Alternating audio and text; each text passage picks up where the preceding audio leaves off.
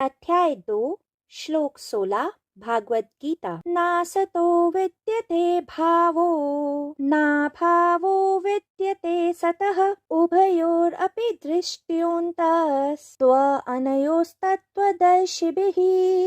अनुवाद। असत का तो अस्तित्व नहीं है और सत्य का कभी अभाव नहीं है। इस प्रकार इन दोनों का ही तत्व तत्वदर्शी ज्ञानी पुरुषों के द्वारा देखा गया है। व्याख्या। हमारा भौतिक शरीर अस्थायी है, नश्वर है, एक माया है जो एक क्षण है और दूसरे क्षण नहीं। इस कारण इसे असत कहा गया है, जिसका वास्तविकता में कोई भी अस्तित्व ही नहीं है। परंतु हमारी जीव आत्मा स्थायी है, अनश्वर है, शाश्वत सत्य है, जिसका कभी अभाव नहीं हो सकता, क्योंकि वो हमेशा से थी, है और रहेगी। हम परमात्मा को सच्चिदानंद कहकर संबोधित करते हैं। ये शब्द संस्कृत के 3 शब्दों के मिश्रण से बना है, सत, चित और आनंद।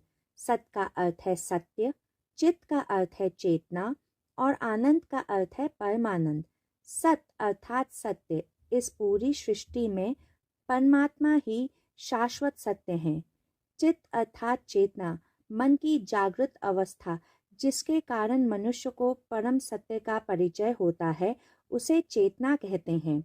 आनंद अर्थात परमानंद, जब मनुष्य को परम शाश्वत सत्य का बोध होता है तो उसे परमानंद की प्राप्ति होती है।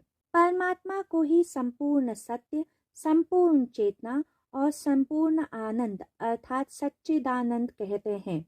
पृथ्वी पर मनुष्य ही वो भाग्यशाली प्राणी है जो सच्चिदानंद की स्थिति को प्राप्त कर सकता है और किसी प्राणी को यह सौभाग्य प्राप्त नहीं हुआ है। हमारी जीव आत्मा भी सच्चित आनंद है, किंतु अनुरूप में।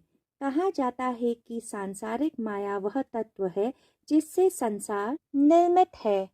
हम इस संसार को अपनी 5 इंद्रियों द्वारा ही अनुभव कर पाते हैं, पर हमें समझना होगा कि जो हम अपनी 5 इंद्रियों द्वारा अनुभव कर पाते हैं वह तो वास्तव में असत है।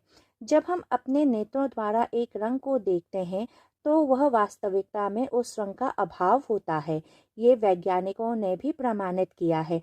तो वास्तविकता में जो रंग होता ही नहीं है, हमारे नेत्र हमें उस रंग के होने का आभास कराते हैं। उसी तरह जब महात्मा बुद्ध गहरी ध्यान की अवस्था में पहुंचे तो उन्होंने देखा कि पलक झपकते ही सृष्टि से सब अदृश्य हो जाता है और फिर शून्य से सब प्रकट भी हो जाता है। आधुनिक वैज्ञानिकों ने महात्मा बुद्ध द्वारा कहे गए इस तथ्य की पुष्टि की है कि उप परमाणु स्तर पर इलेक्ट्रॉन्स कहीं अदृश्य हो जाते हैं और फिर कहीं शून्य से प्रकट भी हो जाते हैं। तो हम कह सकते हैं कि इस संसार में जो हम अपनी 5 इंद्रियों द्वारा अनुभव कर पाते हैं वह वर्चुअल रियलिटी यानी आभासीय वास्तविकता है, वास्तविक वास्तविकता नहीं। बच्चे जब वीडियो गेम खेलते हैं तो इस वर्चुअल रियलिटी को वास्तविकता मान इसी की दुनिया में खो जाते हैं।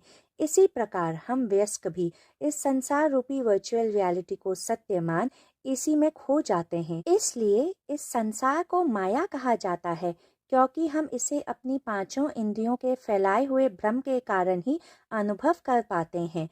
वह वास्तविकता में अस्तित्व में होता ही नहीं है। अगर आपको मेरे इस श्लोक की व्याख्या पसंद आई हो तो कृपया कर मेरे चैनल द मिस्टिक डीमिस्टिफाई को लाइक, शेयर और सब्सक्राइब करें।